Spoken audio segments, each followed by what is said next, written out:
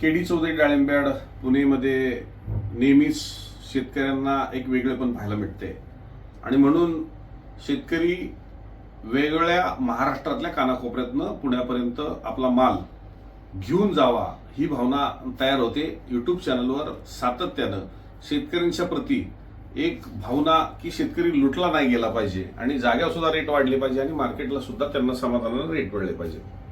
बऱ्यापैकी शेतकऱ्यांच्या मनात काही भीती निर्माण झाली होती आणि भीती घालणारे हे काही घटक होते आणि त्या घटकांनी जी हवा वेळोवेळी पसरवली होती आणि म्हणून माल आणण्याच्या अगोदर एक राऊंड हा आपण ती खरं काय आणि खोटं काय हे तपासण्यासाठी जी व्यक्ती आली ते माझे ज्ञानेश्वर लिंगे हे सोलापूर जिल्ह्यातील पंढरपूर तालुक्यातील भाळवणी गावचे हे शेतकरी आहे। नमस्कार।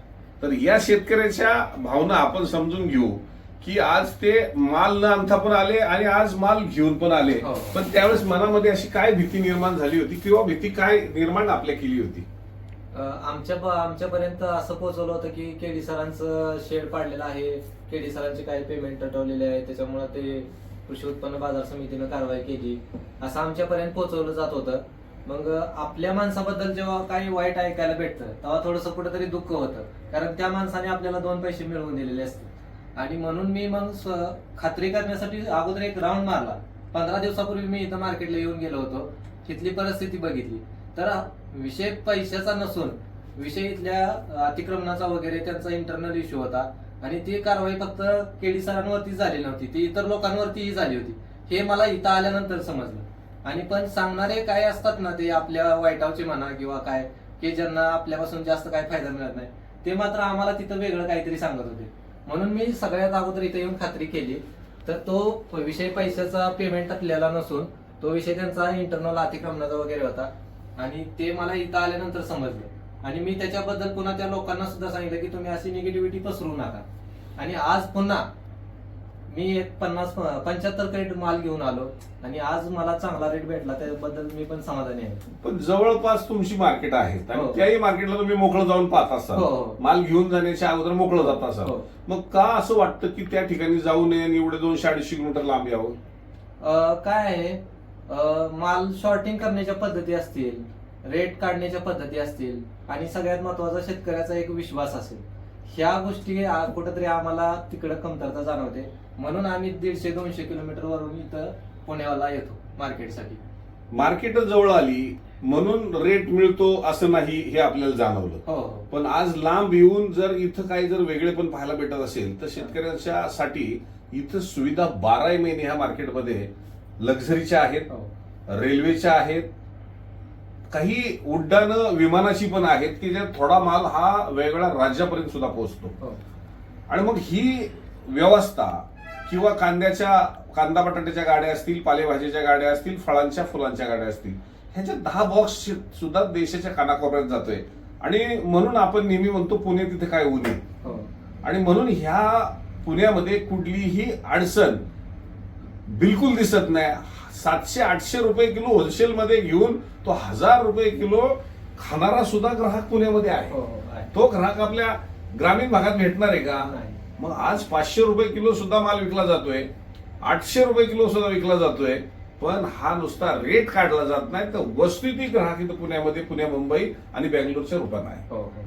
आणि मग आज तुम्ही पुण्यामध्ये आल्याच्या नंतर सुद्धा इतर आडत्यात आणि आमच्यात तुम्हाला काहीतरी फरक दिसला असेल, तो काय दिसला?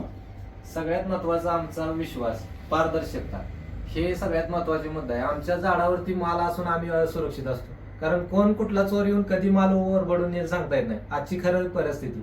पण केडी सरांच्या मार्केट यार्ड मध्ये गाडी घुसली म्हणजे आम्ही निवांत झालो। त्या मालाचं वजन करतील, शॉर्टिंग करतील हे आम्हाला बघायची अजिबात गरज पडत नाही आणि त्याच्यामुळे आम्ही एकदम इथं येतो आणि बिंदास झोपतो।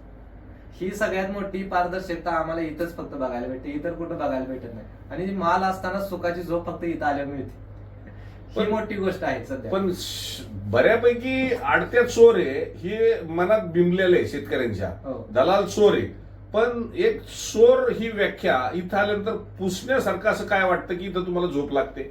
इथं आले, गाडी एंट्री होताना सीसीटीव्हीच्या कक्षेतून आतमध्ये येते, मालाचं शॉर्टिंग चांगलं होतं मालामध्ये भेसळ केली जात नाही. गोळीच्या ठिकाणी गोळी, मोठ्या मालाच्या ठिकाणी मोठा माल, वजन चोख आहेत, रेट चोख आहेत, रेट चांगले आहेत. त्याच्यामुळं इथं असं म्हणजे त्याच्यावरती संशय घेण्यासारखी काही गोष्टच राहत नाही. आणि त्याच्यामुळं आम्हाला एक सुखाची झोप इथे आली का मिळते. ही सुखाची झोप लागते जसं मुलगी सासरी गेल्याच्या नंतर आणि माहेरी आल्याच्या नंतर जे माहेरात तिला प्रेम मिळतं त्याच वेळेस तिला सुखाची झोप लागते. हो. कारण तिथं माया असते, तिथं ऊब असते, आणि ती ऊब असते तिथं त्या मुलीला तिथं आल्यानंतर झोप लागते. तशी आपली मुलगी सुद्धा चांगल्या ठिकाणी द्यावी ही प्रत्येक आई बापाचं कर्तव्य असतं. आणि म्हणून जो आई बापाचं कर्तव्य मुलीच्या बाबतीत जसं असतं तसा माझा शेतातला माल हा माझा चांगल्या योग्य दुकानापर्यंत कसा जाईल हो. आणि तिथं मला वजन आणि बाजारभाव आणि माझे पैसे कसे व्यवस्थित मिळतील आणि हे सगळ्या जर क्रिया होत असतील किंवा माल चोरी होणार नाही मार्केटमध्ये आल्याच्या नंतर, ह्या सगळ्या जर क्रिया असेल तर तिथं सुखाची झोप लागते. आणि म्हणून माझा शेतकरी वर्ग, खरं तर आपण पंढरपूरला पांडुरंगाचं दर्शन घ्यायला जातोय, पण पंढरपूरच्या जवळचा माणूस या ठिकाणी एक व्यापाराची पंढरीची तयारी केलेली हो. आहे. या ठिकाणी आपल्याला आपला शेतातला अगदी घाम गाळून पैदा केलेला माल हा घेऊन येतो. आणि म्हणून माझी सुद्धा जबाबदारी वाढते. आणि म्हणून आता मी सांगितलं पेमेंट सुद्धा आता ताबडतोब आहे. जे 20-25 दिवस आपल्याला लागत होते तिथं आता 2-3 दिवसामध्ये पेमेंट कशी देता येईल किंवा 2-4 दिवसात आपण खात्यावर कसे पैसे टाकता येईल हे इथंच नाही तर नाशिक, पुणे आणि इंदापूर आणि राजस्थान आणि गुजरातमध्ये हे जे ढासळलेला गड होता किंवा काही अडचणी मधल्या काळात होत्या त्या आता सगळ्या संपलेल्या आहेत. आणि म्हणून माझ्या शेतकऱ्याला माल टाकल्याबरोबर त्याला जे 2 पैसे ताबडतोब द्यायचे आहेत, इतरांची दिनी द्यायची आहेत, त्यासाठी आता केडी चौधरी डाळिंबयार्ड सुसज्ज झाले. ते नाशिक असो, पुणे असो, इंदापूर असो, ताबडतोब पट्टी पैसे हे आपल्या खात्यावर किंवा कॅश सुद्धा घेऊन जाता.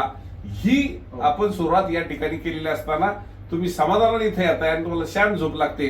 अजून शांत झोप लागण्यासाठी माझी जबाबदारी वाढते, म्हणून तुम्ही झोपता. कारण तुमच्या मालाचं संरक्षण तुम्ही 6 महिने केले, पण आता तुमच्या मालाची जशी गेटच्या आतमध्ये आल्यानंतर ही जबाबदारी माझी तयार होते, म्हणून तुम्हाला शांत झोप लागते. एवढंच या निमित्ताने सांगतो. धन्यवाद.